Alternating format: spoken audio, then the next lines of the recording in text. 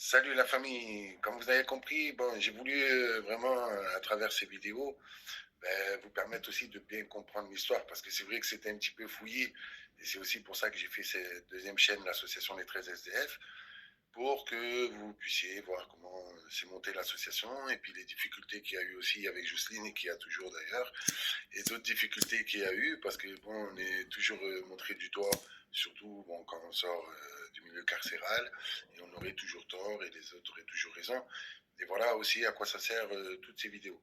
Donc, comme vous avez pu voir, bon, c'est pour ça que ça commence finalement fin 2017, parce que fin 2017, bien sûr, bon, j'ai eu la chance de sortir du monde carcéral en octobre. En novembre, j'ai retrouvé ma fille, des années après. Bon, au départ, j'avais ce logement, donc j'étais avec une copine. Bon, même si ça n'a pas duré longtemps, ça a duré que 2 mois. Et donc, au mois de décembre, quand je me sépare de cette copine, c'est là donc, que j'ai fait la connaissance de Jocelyne, comme je vous l'ai indiqué. Ensuite, c'est vrai que là, par contre, du côté de ma mère, ils m'avaient fait un cadeau pour Noël, donc ils m'ont payé un mois de logement. Mais dans une résidence qui était chère, parce que c'était, au début, ils disent 550, mais en fait, il y avait 200 € de plus, le chauffage, l'eau, tout ça. Et donc, ça me faisait un peu cher parce que je sortais d'une formation professionnelle. Donc, je venais de faire 6 mois de formation professionnelle où je gagnais 500 € donc, par mois. Et donc, j'ai même commencé cette formation professionnelle en semi-liberté. Voilà le contexte exact. Et de là, donc, je vous dis, bon, donc, quand j'ai fait la connaissance de Jocelyne, donc ensuite, au mois de janvier, c'est vrai que cette personne voulait se jeter par la fenêtre, elle était bourrée, tout ça, je suis parti la chercher. Et donc, comme elle avait des personnes qui étaient sur elle, qui voulaient la raqueter, dont une personne, Sam Greffier, qui l'a carrément violée, donc je me suis mis entre ces personnes, je me suis mis devant Jojo pour que toutes ces personnes arrêtent de lui faire toute la misère qu'il lui faisait. Et du coup, je l'ai ramené chez moi, donc dans ce fameux logement, en me disant que ça allait durer 2, 3 jours. Et malheureusement, sa sœur et son frère, comme l'avait indiqué Jocelyne, pensaient qu'à l'argent, l'héritage, venir prendre aller à l'appartement des parents pour prendre tout ce qu'il y avait à prendre, donner du toc à Jocelyne, enfin voilà, c'était des histoires de fous. Bon, Jocelyne qui était vraiment pas bien, là, à l'époque j'avais une amie étudiante, mais en fait il y a eu le carnaval de Grandville au mois de février, on a prévenu la curatrice avant que Jocelyne avait besoin de se changer les idées, donc elle pouvait aller au carnaval. Elle a dit mais qu'est-ce qu'elle va aller faire au carnaval, donc en général c'était le genre de réponse que donne toujours sa curatrice. Après, donc elle a dit on va voir, et puis finalement avant le carnaval, elle n'a jamais donné d'argent. Donc nous, on a décidé avec cette étudiante, c'est vrai, de ramener Jocelyne avec nous, d'aller au carnaval parce que nous, on devait y aller. On est parti au carnaval de Grandville. Et en fait, la curatrice n'a rien remboursé du tout à cette étudiante. Ni les chaussures, parce que Jocelyne avait les pieds en sang. Il faut voir dans quel état on a récupéré Jocelyne, quoi. Ça, il y avait beaucoup de témoins. Et on a dû lui acheter déjà des affaires de première nécessité, comme des baskets et tout, parce que vraiment des chaussures et tout. Et bref, bon, il y a eu beaucoup d'histoires avec cette étudiante et la curatrice. Elle leur a mis 6 mois à peu près. Donc, elle lui a remboursé une partie de ce qu'elle avait avancé, l'hôtel, tout ça, mais vraiment une infime partie. Donc, voilà dans les circonstances que l'on était. Et comme en fait, eux, ils bloquaient l'affaire parce qu'ils voulaient absolument que Jocelyne retourne dans sa cité, dans son logement, sauf que son logement était insalubre. Donc moi, j'ai demandé à le nettoyer, comme à l'époque je fais. Alors comme je vous ai montré, je faisais de l'intérim, je nettoyais justement des bâtiments, j'ai fait un peu de tout, voilà, après ma formation professionnelle, j'ai fait des bonnes missions d'intérim, vraiment j'étais bien vu et tout ça, et donc j'en avais de plus en plus. Et je me sentais de nettoyer, moi, son appartement. Mais c'est vrai que comme il y avait ce problème, vraiment, c'était une odeur nauséabonde. Et puis, il y avait eu un chat mort dedans. Ben, il y avait des problèmes, à mon avis, de bactéries, tout ça. Bon, voilà, je suis pas un spécialiste. Donc, c'est là que j'ai proposé de faire venir un spécialiste pour qu'il puisse se rendre compte de l'état de l'appartement. Madame Leroux, donc la curatrice de Jocelyne, donc à Caen, de l'UDAF de Caen, avec Madame Godet, la responsable, donc ils ont refusé que ce spécialiste vienne en prétextant que c'était pas à nous de faire ça, que c'était à elle. Mais là, qu'est-ce qui s'est passé? C'est qu'ils ont demandé des devis à plusieurs sociétés et ça a duré l'histoire pendant plus de 3 mois. Donc imaginez-vous que vous êtes dans un logement, que ce logement vous fait tousser, donc on a été voir plusieurs médecins. Là, au début, carrément, la curatrice, comme sa sœur et son frère, disait, ah, elle doit avoir de l'asthme et tout, c'est plus, voilà, et tout. Bon, ils se remplaçaient les médecins alors qu'elle n'avait pas de l'asthme. C'était l'appartement qui était insalubre, comme on a toujours dit. On a pris des photos, on a fait des vidéos, on a été sur place. Et ça, c'était déjà au mois de janvier, donc janvier 2018. Donc imaginez-vous, février 2018, il se passe toujours rien, mars, il se passe rien, avril, il se passe rien. Ils ont bougé qu'au mois de mai. Donc voilà une situation catastrophique fin décembre où le frère et la sœur ils sont rentrés dans le logement, ils ont vu comment c'était, ils ont laissé Jocelyne pourrir franchement comme morte dans la cité avec cet agresseur qui l'a violée, qui l'a raquetté 50 euros par semaine, la totale. Donc voilà dans quelles circonstances j'ai retrouvé cette pauvre Jocelyne voilà qui m'a ému et donc quand même alors c'est vrai, ça a été aussi des circonstances particulières parce que je me suis séparé de ma copine. Moi, elle m'a proposé un canapé pour quelques jours. J'ai dormi chez elle 4 jours et puis finalement j'ai atterri moi dans mon propre logement. Et donc cette femme, quand elle m'a appelé qu'elle avait besoin d'aide, ben, même si elle était loin, même si c'était une cité, même si c'était dangereux, même s'il y avait sa famille, même s'il y avait la justice, même s'il pouvait y avoir n'importe qui. Je veux dire, moi je suis parti, j'ai pas réfléchi à tout ça, je suis parti direct à sa cité. Je voulais pas qu'elle se jette par la fenêtre. Je lui ai pris la tête pour pas qu'elle se jette par la fenêtre et tout. Et donc, quand je suis arrivé, qu'en plus il y avait des gus qui étaient arrivés chez elle et tout ça, pour la faire boire et tout ça, dès qu'ils sont partis, j'en ai profité. Je l'ai appelée. Elle était à moitié à se jeter par la fenêtre dès qu'ils sont partis pour vous dire à quel point elle en était cette bonne femme. Et moi, j'ai dit, fais pas ça, je suis là, je suis en bas, vas-y, dépêche-toi, viens me voir et tout. J'ai pris la tête.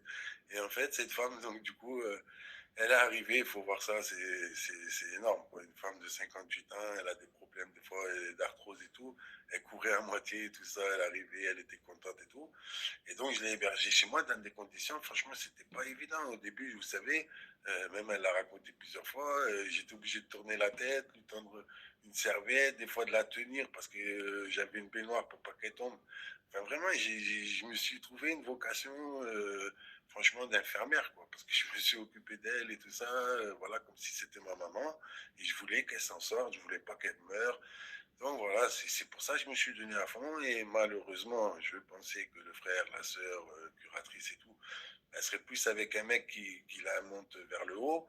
En plus, je lui ai fait prendre un avocat. Enfin bref, j'ai fait tout ce qu'il fallait pour que cette femme elle puisse s'en sortir. Mais on a eu des bâtons dans les roues, le mot est faible. Donc on a eu beaucoup d'histoires. Et en fait, eux, ils comprennent pas pourquoi un mec qui sort de prison puisse avoir une amie handicapée. Voilà ce qu'ils ont sorti plusieurs fois. Donc pour eux, voilà, ils ne doivent pas être amis avec une femme comme Jocelyne. Donc, du coup, bon, Jocelyne, elle, c'est pas ce qu'elle voulait. Elle voulait qu'on reste amis, moi pareil. Donc, j'ai essayé d'insister. Et là, donc, je l'héberge 6 mois pratiquement chez moi. Et comme je ne pouvais pas payer, parce qu'en fait, comme je vous ai dit dès le départ, le logement était trop cher. Donc, à 750 euros. Donc, je me suis dit, bon, ben, on va demander si on fait une colocation. Je vais même demander un quart de la somme pour au moins, peut-être ça va être accepté. Comme ça, au moins, on peut payer, garder ce logement, le temps de trouver une autre solution. Mais eux, ils n'en démordaient pas. Non, Jocelyne, elle a un logement, elle doit retourner dans son logement. Et plus tard, j'ai la preuve que ce logement la rendait malade. Et que plus tard, parce qu'après, ils ont fait venir un spécialiste, sauf que le spécialiste, il s'est trompé en plus de diagnostic. Donc ça, c'était grave. Moi, j'en ai fait venir un vrai de vrai, comme des Ghostbusters. Ils sont arrivés là-dedans. Ils ont dit, mais cette femme, elle ne peut pas rester 5 minutes de plus dans ce logement. Ben, eux, ils étaient sans pitié, les curateurs, Madame Godet, Madame Leroux, hein. C'est ces deux-là surtout. Madame Godet, elle savait tout, la responsable. Elle a fait tout ça, elle a failli faire crever Jocelyne dans son logement. Et c'est moi qui suis parti la chercher, qui l'ai hébergée chez moi. Et du coup, le logement que je devais lâcher, prendre un truc plus petit pour moi, moins cher, j'ai pas pu. Du coup, j'ai gardé ce logement. Et comme je payais tout, je me retrouve un peu serré, mais heureusement, voilà, j'avais fait quelques missions d'intérim, donc ça me permettait de faire survivre Jocelyne et tout ça. Et puis en fait, le truc qu'il y a eu, c'est qu'à un moment donné, j'ai monté une agence de pub. Je me suis dit, tiens, je vais faire une petite agence de pub et tout ça, comme ça.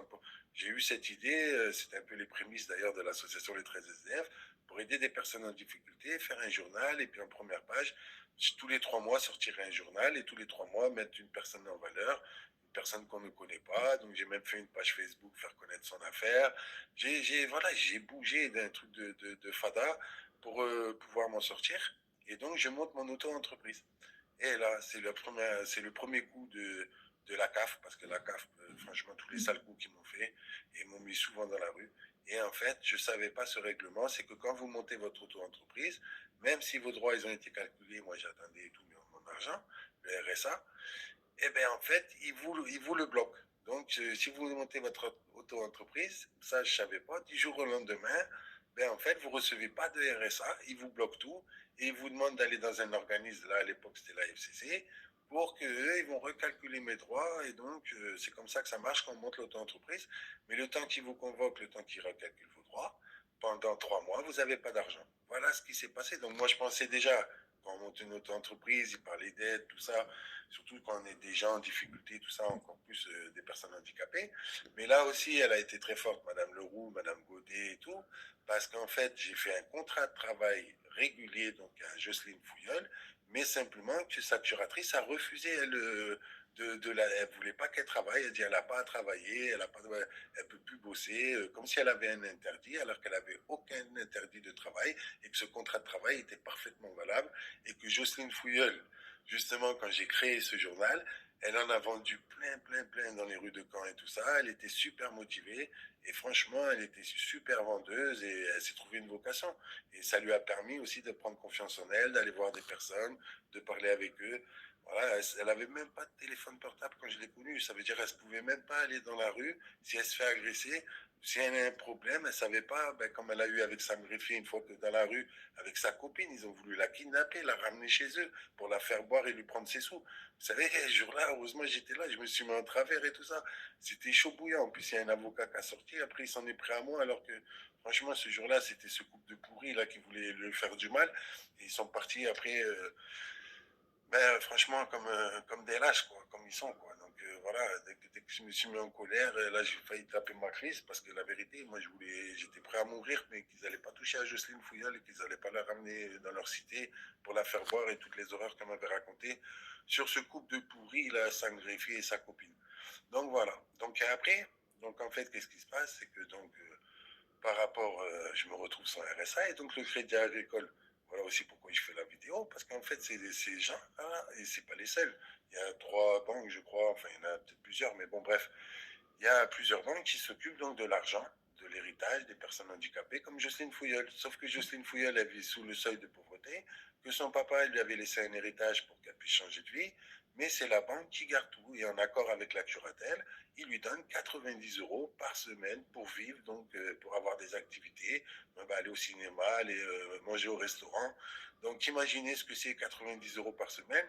Et le pire, même pour ça, il a fallu que je me batte. C'est-à-dire qu'en fait, même dans les pharmacies, la plupart, donc quand on avait des produits qui étaient remboursés, alors là, ils sont tous payés, mais d'autres, c'est remboursé plus tard, une partie.